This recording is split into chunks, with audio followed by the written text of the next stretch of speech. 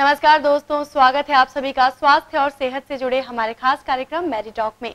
मैं हूं आप सभी के साथ नीलम।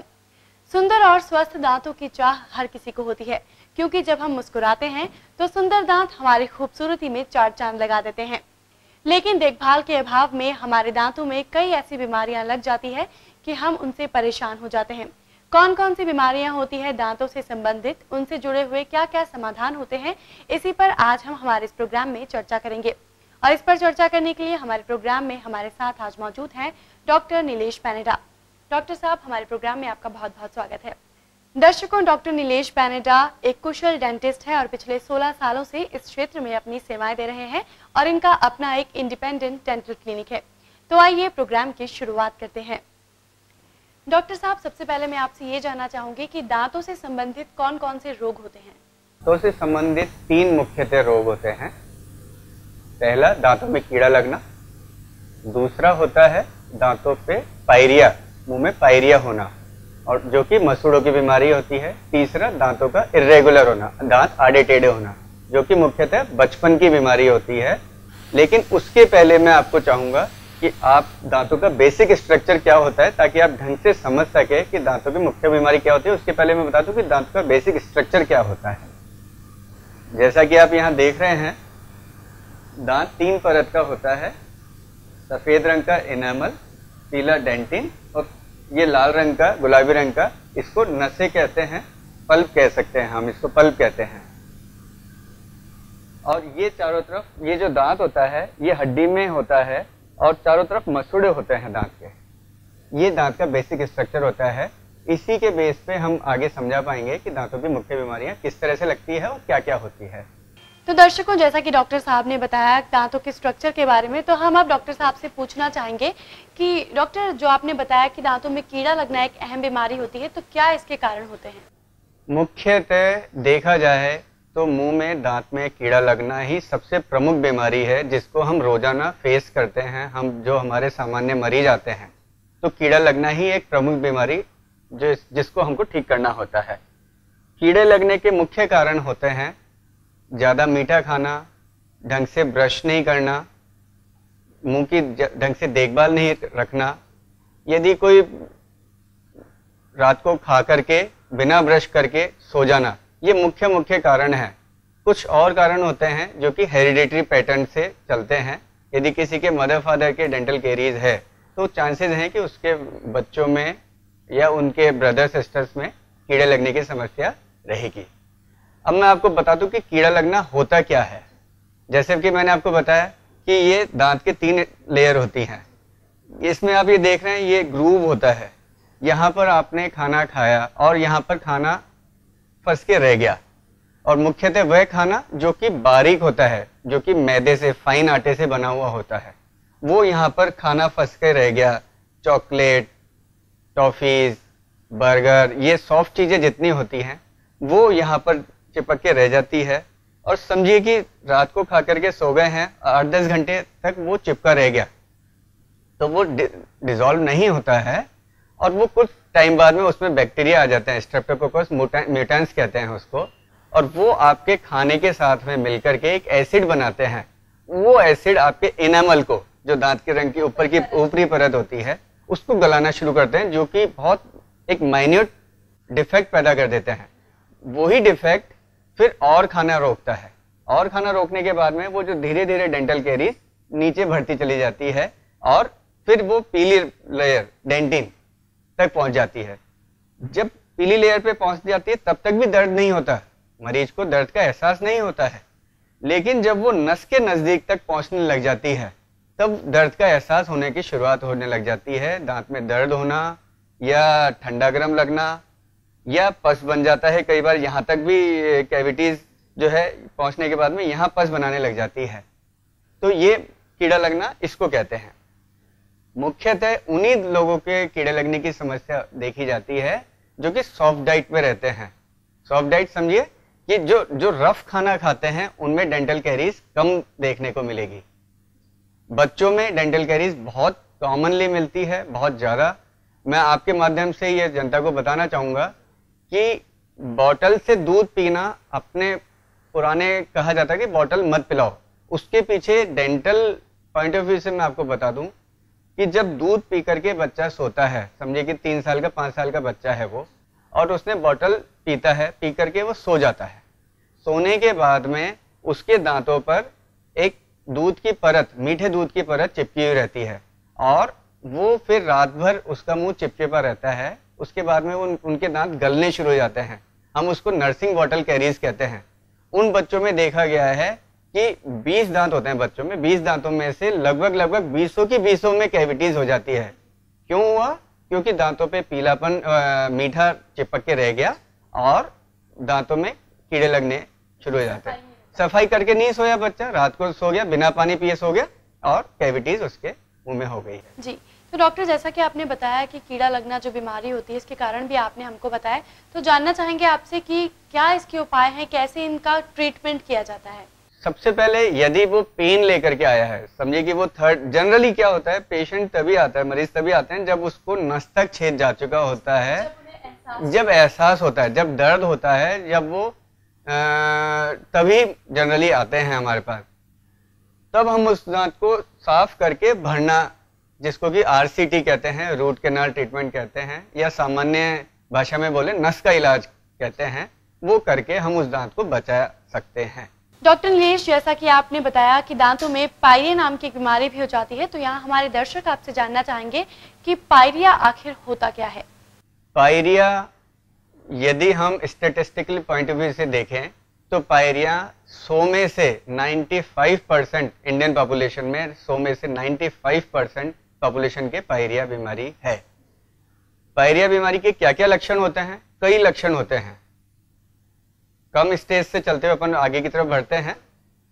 मसूड़े फूलना, हल्का खून आना, चीस चलना, मसूड़े ढीले पड़ जाने के कारण से चीस चलती है, दांत हिलते चले जाना, ये एडवांस स्टेजेस की तरफ होता है। दांत जब आप चबाते हैं, रोटी चबाते हैं तो जोड़ नहीं खाना, ये लक्षण है पायरिया के। और ये सिर्फ इसीलिए होता है कि यदि ढंग से ब्रश नहीं करा गया है, सफाई ढंग से नहीं करी गई है। हर आदमी सोचता है कि मैं ब्रश तो कर रहा हूं, लेकिन प्रॉपर ब्रशिंग क्या होती है वो मैं आपको बताऊंगा कि प्रॉपर ब्रशिंग क्या होती है। प्रॉपर ब्रशिंग से कभी भी पायरिया नहीं हो सकता है। जी डॉक्टर, बहुत बहुत शुक्रिया कि आपने हमें दांतों से संबंधित इतनी महत्वपूर्ण जानकारियां दी। लेकिन फिलहाल हमारे प्रोग्राम में वक्त हो गया है एक छोटे से ब्रेक का, तो दर्शकों आप कहीं मत जाइएगा क्योंकि प्रोग्राम में ब्रेक के बाद भी हम चर्चा जारी रखेंगे। लौटते हैं एक छोटे से ब्रेक के बाद।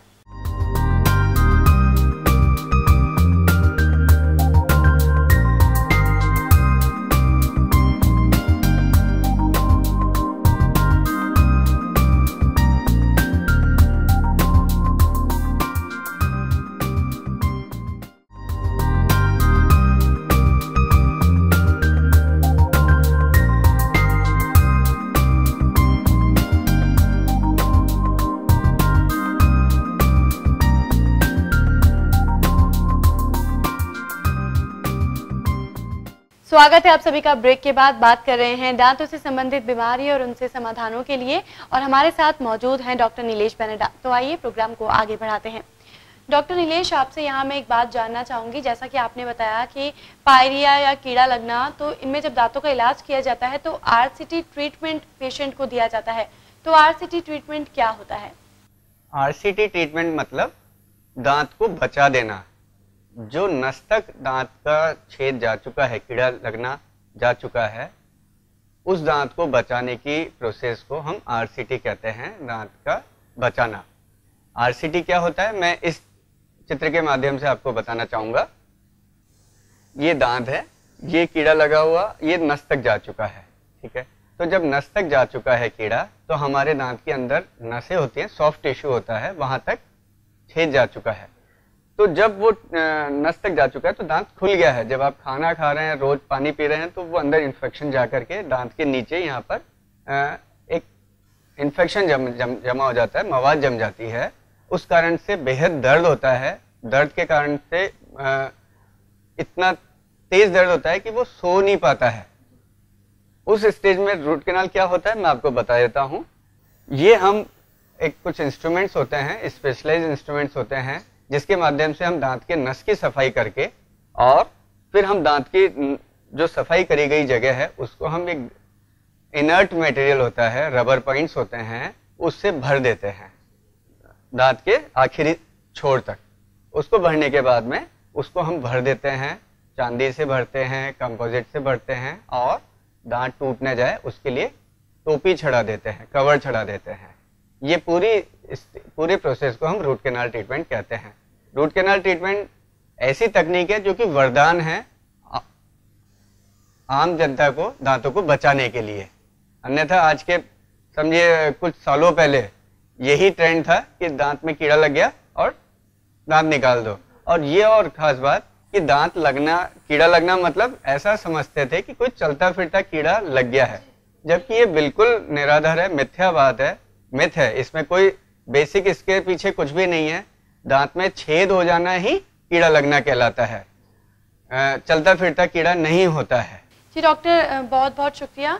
लेकिन यहाँ आपसे एक और बात हमारे दर्शक भी जानना चाहेंगे कि रूट कैनाल ट्रीटमेंट के द्वारा जो दांतों का इलाज किया जाता है, तो इसके बाद दांतों की लाइफ टाइम कितनी लंबी होती है? देखिए, रूट कैनाल ट्रीटमेंट मतलब आपके दांतों को बचाया जाना, और इसमें कोई संशय नहीं है कि कितनी उम्र होती है। एक बार यदि ढंग से रूट कैनाल कर दिया गया है तो वो दांत सालों साल आपके असली दांत जैसा ही चलेगा। उसमें कोई दर्द नहीं होता है, आराम से रोटी चबा सकता है आदमी, वो दांत टूटता भी नहीं है, बनिस्बत आपने प्रॉपर तरीके से रूट कैनाल ट्रीटमेंट करवाया है, प्रॉपर मेथड से, प्रॉपर स्पेशलाइज्ड जगह से। और उसके बाद ये जरूर है, मैं आपके माध्यम से बताना चाहूंगा कि रूट कैनाल ही अपने आप में सफिशिएंट नहीं है। रूट कैनाल के बाद में कैप लगाना अत्यंत आवश्यक है, जो कि रूट कैनाल का ही पार्ट है। उससे ये दांत की उम्र आपके असली दांतों जैसा ही सालों साल चलता है। डॉक्टर, यहाँ हमारे दर्शक आपसे जानना चाहेंगे कि जो कैप दांतों पर चढ़ाई जाती है, इसका क्या कारण होता है और इसका क्या प्रोसेस होता है? कैप इसलिए लगाई जाती है ताकि हम दांत में छेद हो चुका है, पहले से खोखला हो चुका है, तो दांत को हम जब साफ करते हैं, हम थोड़ा सा और उसको साफ करने के कारण से वो दांत खोखला हो जाता है, पहले से खोखला, फिर हमने और उसको साफ करने के लिए उसको हॉलो कर दिया है, तो दांत में स्ट्रेंथ बची रहे, उसके लिए हम कैप लगाते हैं। कैप क्या चीज होती है मैं आपको बताना चाहूंगा। कैप इस तरीके की होती है, ये बिल्कुल दांत के रंग के मटेरियल की होती है, और ये रूट कैनाल ट्रीटमेंट करके हमने इसको साफ करके चांदी से या किसी भी मटेरियल से भर दिया है, और ये फिर दांत को चारों तरफ से इस कैप के द्वारा ढक दिया जाता है। फिर इसके ऊपर कितना भी फोर्स आए खाने का, ये दांत कभी डैमेज नहीं होएगा, आपकी उम्र के साथ में ये साथ में काम देगा आपको।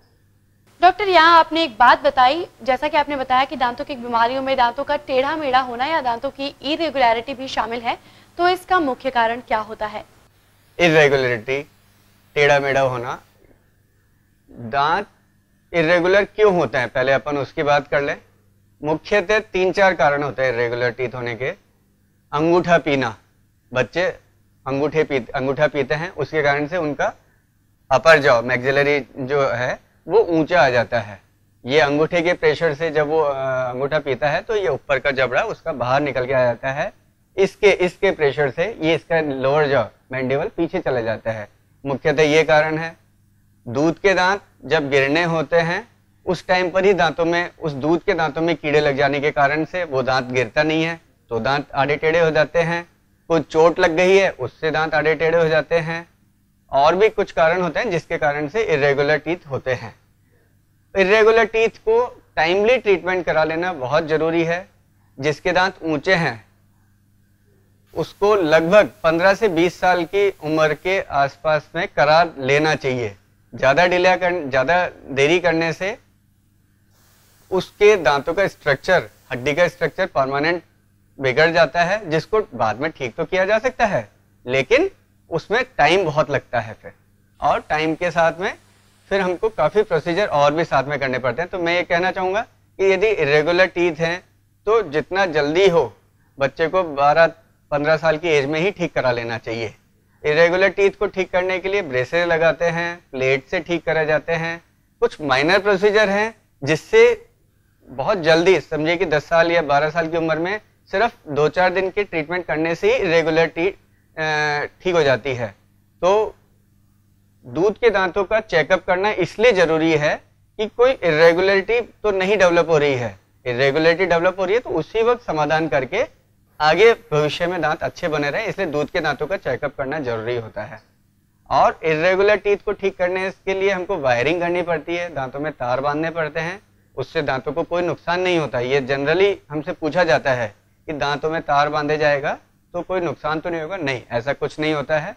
हम बहुत स्लो मूवमेंट देते हैं दांतों को, उससे हम आपके दांतों को साल या 1.5 साल में बिल्कुल प्रॉपर अच्छी मुस्कान के साथ में हम दांतों को ठीक कर सकते हैं। डॉक्टर नीलेश, जैसा कि आपने बताया दांतों का टेढ़ा मेढ़ा होने पर उनको तार बांधकर या हम कह सकते हैं कि ब्रेसेस लगाकर दांतों को सही किया जाता है, तो लोगों को उसके बाद क्या ध्यान रखना चाहिए? जैसा कि सामान्यतः होता है, आप कुछ भी ट्रीटमेंट लेंगे तो आपको थोड़ा सा सावधानी रखनी पड़ेगी।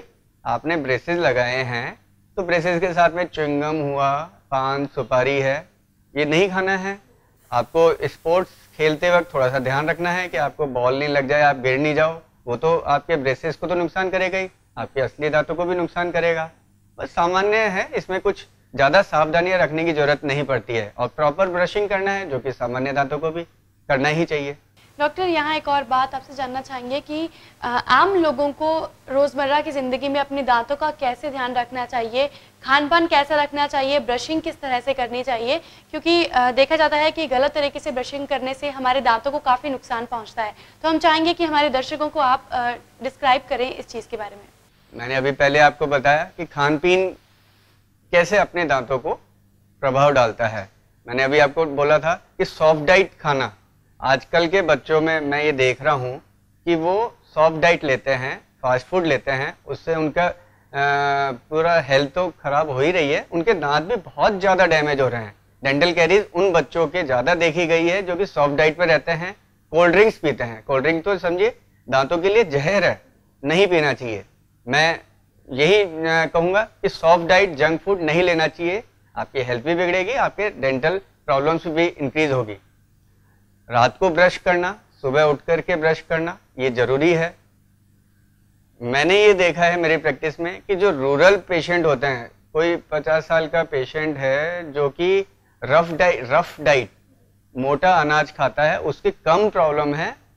वही जो कि शहर का कोई बच्चा था, उसके ज़्यादा कैविटीज दिखेगी बनिस्बत कोई रफ खाना खाया हुआ जिसने खाया, उसको कम प्रॉब्लम दिखेगी। पहले तो मैं आपको ब्रश के बारे में बता दूं। ब्रश हमेशा सॉफ्ट होनी चाहिए, हार्ड ब्रश नहीं होनी चाहिए। हार्ड ब्रश आपके दांतों को, मसूड़ों को नुकसान पहुंचा सकती है। ब्रश सॉफ्ट होनी चाहिए। आप जो पेस्ट लेते हैं, कोई सा भी पेस्ट लेवें, ज़्यादा मात्रा में नहीं लेनी चाहिए, कम क्वांटिटी में लेना चाहिए। और ब्रशिंग करने का तरीका होता है कि आपकी ब्रश ऑब्लिक होनी चाहिए, ब्रश जो है ऑब्लिक होनी चाहिए, आपके दांत और मसूड़ों के बीच में लगनी चाहिए। जनरली क्या करते हैं, आप दांत को साफ करते हैं, दांत को तो करना ही है, आपके ब्रश को भी आपको मसाज करना है ब्रश के माध्यम से। आप सुबह भी और रात को भी यदि आप 3-4 मिनट आपके दांतों को देखभाल रखेंगे तो दांत आपको सारी जिंदगी देखभाल रखेंगे आपके, इसमें कोई दोहराई नहीं है। आप ढंग से सफाई रखेंगे, आपके दांतों में कोई प्रॉब्लम नहीं होगी, ये डेफिनेट है। जी डॉक्टर साहब, तो देखा दर्शकों, जैसा कि डॉक्टर साहब ने आपको बताया कि हमें हमारे दांतों को अच्छे से ब्रश करना चाहिए। ब्रश घिस घिस के नहीं करना चाहिए, क्योंकि वो दांतों को तो नुकसान पहुंचाता ही है, उसके साथ साथ वो मसूड़ों को भी नुकसान पहुंचाता है। तो आइए कुछ और बातें डॉक्टर साहब से जानते हैं। डॉक्टर, यहाँ एक आखिरी सवाल मैं आपसे जानना चाहूंगी कि दांतों का पीलापन क्या होता है? पीलापन दांत साफ नहीं रखने से पीलापन होगा, लेकिन एक मुख्य वजह जो पीलापन की है वो है फ्लोरोसिस। पानी, पीने के पानी में फ्लोराइड की ज़्यादा मात्रा होना। 1 ppm तक, पीने के पानी में 1 ppm तक यदि फ्लोराइड है तो सामान्य है। लेकिन जैसा कि राजस्थान में और हरियाणा में ऐसी कुछ स्टेट्स हैं जहां पर फ्लोराइड बहुत ज़्यादा है, 10 ppm तक भी वो पानी में फ्लोराइड होता है। उससे दांत पीले भूरे हो जाते हैं, इतना खराब हो जाते हैं कि दांत झड़ने लग जाते हैं। उस कारण से दांत तो आपके पीला हो ही रहे हैं, हड्डियों में भी नुकसान होता है। तो पीलापन वाले दांतों को हम, यदि गंदे हैं तो हम साफ करके ठीक कर देते हैं, और यदि फ्लोराइड है तो उसके ऊपर एक परत लगा करके उसको छुपाया जा सकता है और सुंदर मुस्कान बनाई जा सकती है। और भी कुछ ट्रीटमेंट हैं, वेनियर्स लगाना, कैप लगाना, जिसके द्वारा हम दांत को सफ़ेद कर सकते हैं। जी डॉक्टर, हमारे दर्शकों को आप क्या बताना चाहेंगे कि वो किस तरह से अपने दांतों की देखभाल करें रोजमर्रा की जिंदगी? बस मैं आपके माध्यम से यही कहना चाहूँगा, खान पीन का ध्यान रखें, साफ सफाई का ध्यान रखें, जंक फूड नहीं लेवें।